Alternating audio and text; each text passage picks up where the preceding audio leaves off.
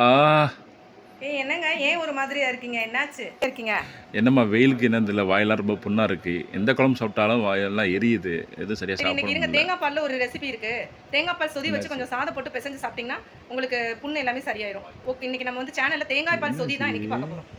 தேங்காயை உடைச்சு அதை சின்ன சின்ன பல்லாக நறுக்கிட்டு இதை மிக்ஸி ஜாரில் போட்டு ஃபஸ்ட்டு துருவி எடுத்துட்டு அதுக்கப்புறம் தண்ணி ஊற்றி தேங்காய் பால் எடுக்கிறோம். இதை 2 டைம்ஸ் எடுக்கலாம். தேங்காவை நல்லா புளிஞ்சிட்டு 2 தடவை பால் எடுத்து அதில் 2 ஸ்பூன் அளவு மஞ்சள் தூள் சேர்த்து 2 சின்ன தக்காளியை கையாலேயே நல்லா மசிச்சு விடுங்க. மசிச்சதுக்கப்புறமா தேவையான அளவு உப்பு சேர்த்து வச்சுக்கலாம். கடாயில் ஆயில் ஊற்றிட்டு கடுகு கொஞ்சம் சோம்பு சேர்த்துட்டு காரத்துக்கு ஏற்ற மாதிரி ஒரு 7லேருந்து 8 பச்சை மிளகாய் கறிவேப்பிலை அதோட பெருங்காயப்பொடி சேர்த்து தாளித்து நம்ம கரைச்சி வச்ச கலவையை இதில் ஊற்றிட்டு கொதிக்க வைக்காமல் நல்லா பொங்கி வரணும். அதாவது முறை கிளம்பி வந்ததுக்கப்புறம் ஆஃப் பண்ணிட்டு சூடான சாதத்தோட சர்வ் பண்ண சூப்பராக இருக்கும். இது வயிற்றுப்புண் மற்றும் வாய்ப்புண் சம்பந்தமான பிரச்சனைகளுக்கு ரொம்ப நல்ல தீர்வாக இருக்கும்.